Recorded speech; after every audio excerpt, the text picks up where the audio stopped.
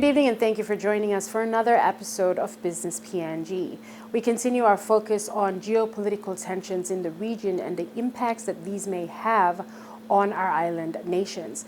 Now, last week we spoke to Mr. Xian Bo, the Chinese ambassador to Fiji, and this week we speak to Mr. W. Patrick Murphy from the Bureau of East Asia Pacific Affairs, the U.S. Department of State. With regard to the specific case of the Indo-Pacific Economic Corridor, its origins lie in the increasing recognition of the Indian and Pacific Oceans as one single maritime entity. The Indo-Pacific Economic Corridor is a vision that is clearly embedded in the U.S. rebalancing and pivot to Asia strategy, which began by late 2011, early 2012.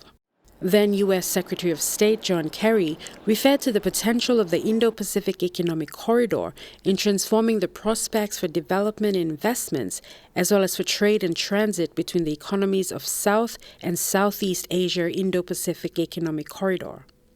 Since then, the term Indo-Pacific is being used increasingly in the global strategic geopolitical discourse. But what does this all mean for Papua New Guinea and the Pacific, and how does this strategy help our development goals? At the recent APAC Leaders Week hosted in Port Moresby, Vice President of the United States of America announced the United States' plans for the Pacific's corner of the Indo-Pacific Corridor. The United States seeks a free Indo-Pacific, where independent nations boldly pursue their own interests, respecting their neighbors as equals, where societies, beliefs, and traditions flourish side by side, where individuals exercise their God-given liberties to pursue their dreams and chart their destinies. The United States also seeks an open Indo-Pacific, where commerce and culture flow freely, where the seas and the skies are accessible to all with peaceful aims, where disputes are resolved without conflict or coercion, where nations trade with one another, gathering as much as they give, and where we embrace a future of endless possibility for all who call this region home. We've proven our commitment to the Pacific Islands as never before by investing in infrastructure, cooperating on fisheries, and signing new maritime treaties. Even the smallest nations are equal stakeholders in a free and open Indo-Pacific, and we are proud to stand and partner with all of them. Today, as in ages past, the United States has offered our hand to the Indo-Pacific in partnership. Our commitment is steadfast and enduring. Our intentions are proved by more than 2 centuries of goodwill. And our past is but a prelude to the future that we will write together in cooperation and competition as honest partners and faithful friends. As an Indo-Pacific nation, the United States is proud to be a part of this great story and will continue to write new chapters. Seemingly endorsing this statement, the U.S., along with Australia, New Zealand, and Japan, announced one of their more significant projects in the country, the Papua New Guinea Electrification Partnership, signed off by Prime Minister Peter O'Neill. The partnership will see the development of PNG's electricity supply, a $1.7 billion deal, which aims to bring electricity to 70% of the population by 2030. Prime Minister O'Neill, it is an honor to be with you here in Papua New Guinea for this historic announcement. And it is my great honor on behalf of President Donald Trump to join with Prime Minister Abe, Prime Minister Morrison, and Prime Minister Ardern in announcing the Papua New Guinea Electrification Partnership that will bring electricity to 70% of the people of Papua New Guinea by the year 2030.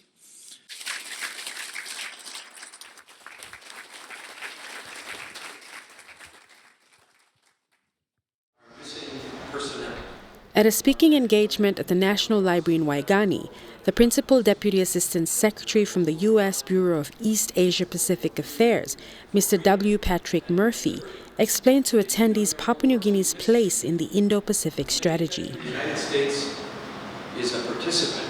We are an observer. And every year we come to meetings in the Pacific and we engage with your leaders and the leaders from around the region. So my question is really about Addressing concerns raised due to current geopolitical tensions between the U.S. and China, in which both countries have partnerships with Papua New Guinea, Mr. Murphy had this to say. We had a few participants there, but not at a particularly senior level. And that's because we're not a partner with the Belt and Road Initiative. But our observation is this: China can be a source of development financing and a partner for projects. It can be a successful partner and contributor if it adheres to the principles and the values that are so important to the rest of the world. Transparency, efforts to combat corruption, programs that leave countries better off economically and not indebted. And those are some of the concerns and challenges with Belt and Road projects that we hear about. So we're keen to ensure that countries like Papua New Guinea have options. That's why we are partnering with other friends in the region to give Papua New Guinea good options they can choose from to meet infrastructure needs and development needs.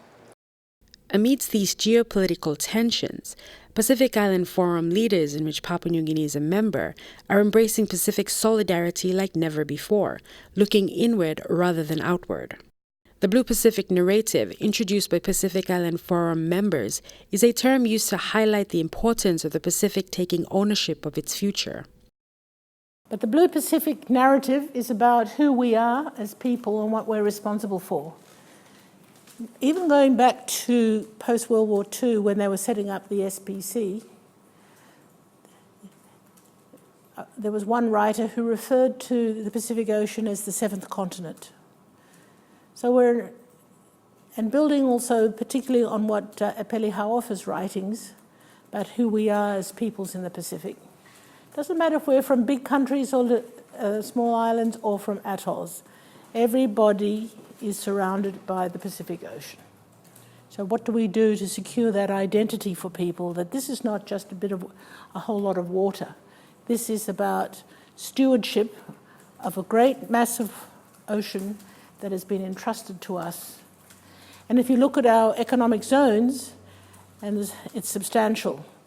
I think there's a figure there that I can get to you in terms of what is the total area that we cover. But Kiribati alone covers, if you compared their EEZs, it's the size of the United States of America. That's how big it is.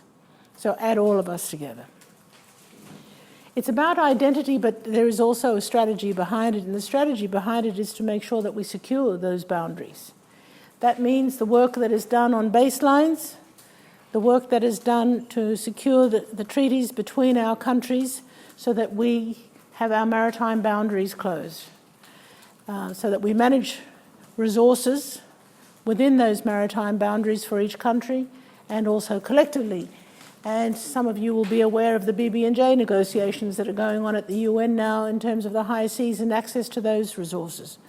Very important for us. The narrative has been welcomed by the Pacific's more developed partners, encouraging the island nations to keep their own interests at heart. It's pretty important.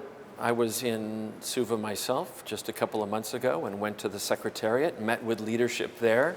The Pacific Islands Forum is very important for the United States. We are a solid partner and participant as an observing nation.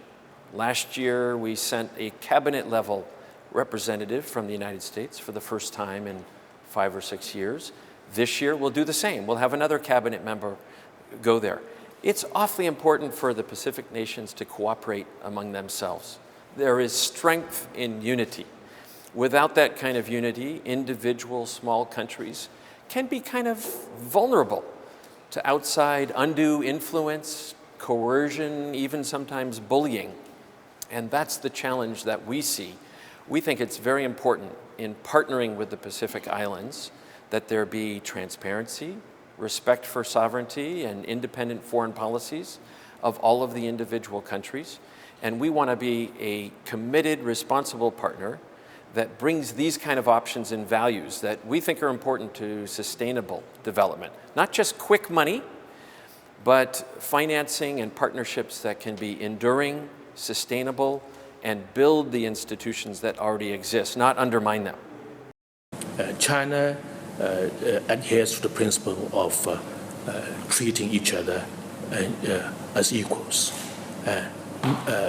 whether the country is big or small in terms of GDP, in terms of area, in terms of population, China always treat the other country as an equal partner, particularly our developing partners. What the biggest strong point, the strongest point of China's foreign policy is to treat each other as equals.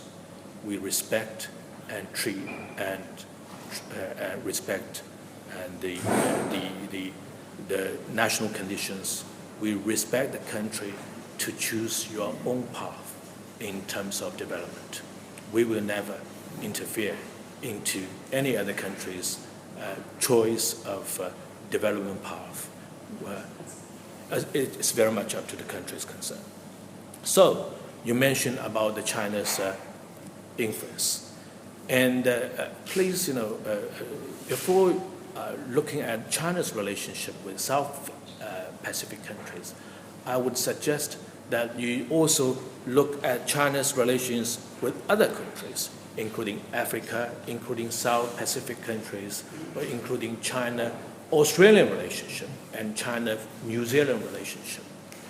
You will come to the conclusion that over the last 10 years or even 20 years, particularly after China opened its door to the rest of the world, which is 40 years ago, China's relationship with all the countries have greatly improved and developed in terms of people-to-people contact, in terms of trade, in terms of investment.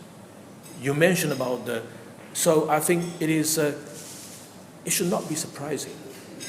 China is gradually engaging more with the countries in the South Pacific countries. And the other point is that if you compare with China's relationship with South Pacific countries and China's relationship with our neighboring countries, for instance, South Pacific countries, you will be very disappointed because China's relationship with those countries developed much faster than in the bilateral means. So, which means China's relationship with all countries have developed.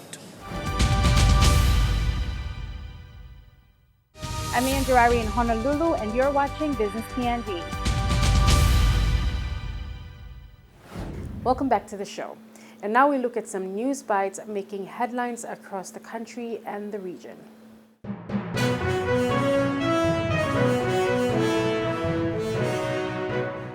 Preparations towards last year's APEC summit began in 2013 after the country was announced as host. Behind the scenes, the PNGDF was in the forefront in making sure necessary security measures were in place before formal meetings began. Faced with limited resources and zero experience in providing security for a summit of this magnitude, the government through the PNGDF and other joint agencies sought out assistance. Australia and New Zealand were invited to assist, and after the successful completion of operations last year, they say the outcome was beyond their expectations. I think we can all congratulate you on exceeding all expectations. The Papua New Guinea Defence Force played a key role in what was a joint and partnered approach, a police-led endeavour from a security perspective. In partnership together to reach one aim, one goal and one objective, and that was a successful APEC 2018. You achieved that without incident. Moreover, for the PNGDF, this experience has been rewarding. Colonel Sialadiro described it as a giant leap forward in terms of high-end support in air, sea and land elements for the PNGDF. The experience of providing support for APEC, where we had to plan and incorporate high-end assistance from our partners like Australia, New Zealand, the US, it was a giant leap forward for us in our understanding in what we need to build to provide this type of service in the future, to have total air, land and maritime dominance, including the cyber sphere. With the lessons learned, a journal will be compiled for future use and will be part of the PNGDF's intellectual property. What you saw in here is what difference we will contribute to that overall APEC debrief or back brief. And then we will see as a nation how well we fared. And then the shortfalls, the weakness, and as a country, if something else happens, apart from the disaster, natural disasters that is keep recurring. So this is all this that we'll have to take on board, apart from what defense military did here in the back brief. Others will come with this, and then we will see as a, put together, as I said, it's our intellectual property in regard to that big event that occurred in our country. Due to its remoteness and rough terrain, Maprik's location is seen as a major hindrance to service delivery. However, DDA CEO Joshua Himina said this would not be an excuse for telecommunication service providers when providing their services. Lack of effective telco services, especially internet access, has proven to be a big challenge to service delivery and businesses in the district. Service delivery in rural PNG depends on effective telecommunication. Telecommunication, as I see now in Maprik and in other parts of rural PNG, I see telecommunication is a major lack of it, or absence of a proper effective telecommunication network is a major determinant to effective service delivery. According to the CEO, one major business affected by the unstable telco services is the Maprik BSP Bank sub-branch. It depends entirely on internet access, and when the network is off, the bank closes operations, causing a halt to the daily business transactions. The DDA CEO claims sometimes this goes on for days, affecting those who want to do banking. And one classic example, you can see this phone here. It was installed 2 weeks ago. This phone, the landline, it was installed on a Saturday 2 weeks ago. Right now, I can't use this phone. The CEO also pointed out that the newly introduced integrated financial management system is greatly affected because of the unstable network services by the service providers. Funds for district service providers, public servants, and the management of the district are now being processed through this new IFMS system. And if the telecommunication service is not improved, it will affect the district greatly. It's very expensive to travel into Port Moresby.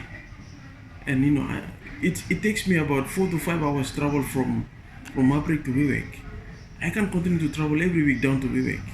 If only I have a very effective telecommunication network in Maprik, I should be accessing my provincial superiors just by emails.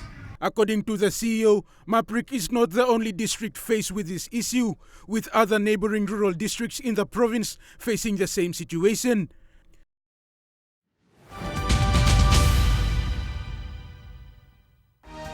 I'm Leanne Durari in Sydney, and you're watching Business PNG.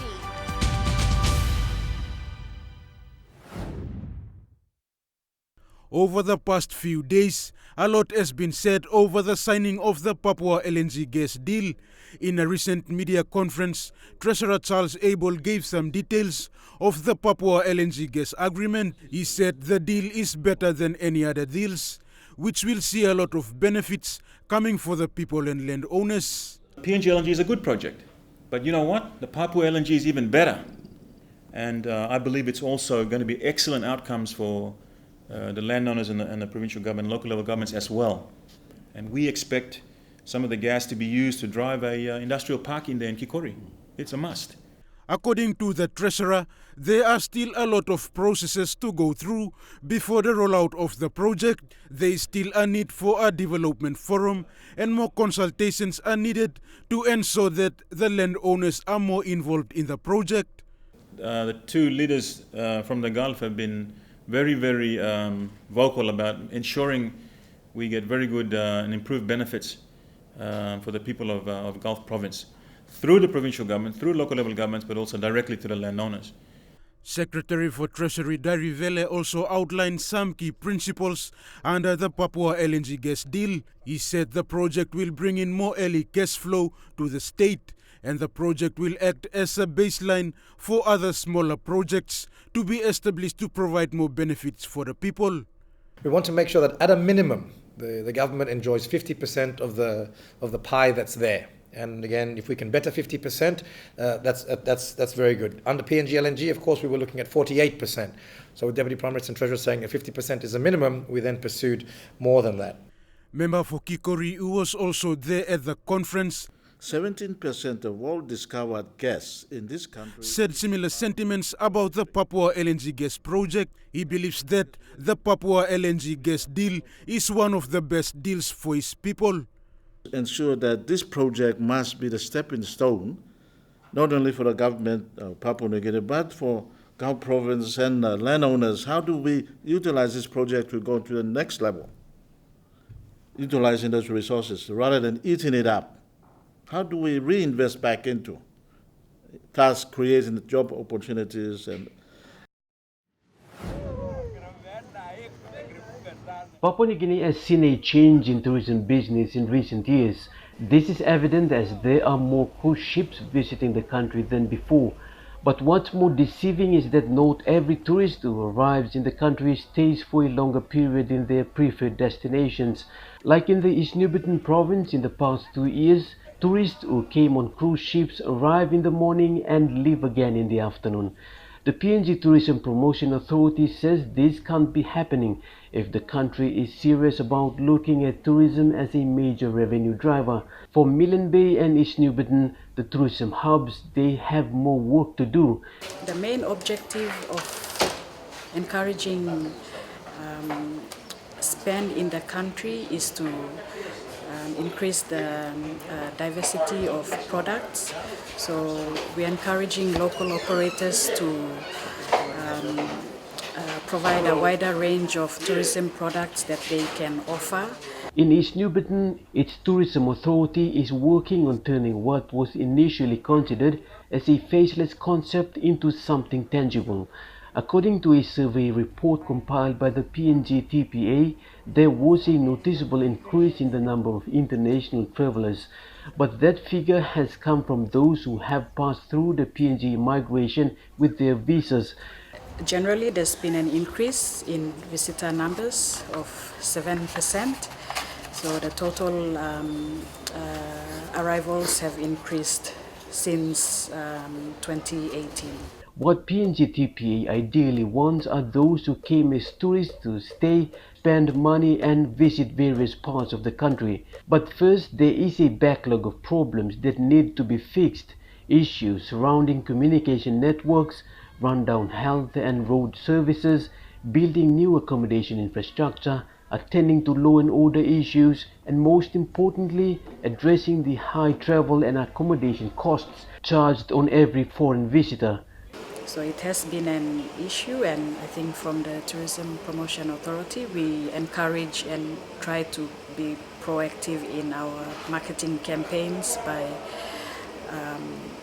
addressing those by doing more marketing and promotions. A week-long tourism awareness workshop that was launched today in Kokopo hopes to share information and educate tourist enthusiasts in the province on how to attract tourists and keep them for a longer period.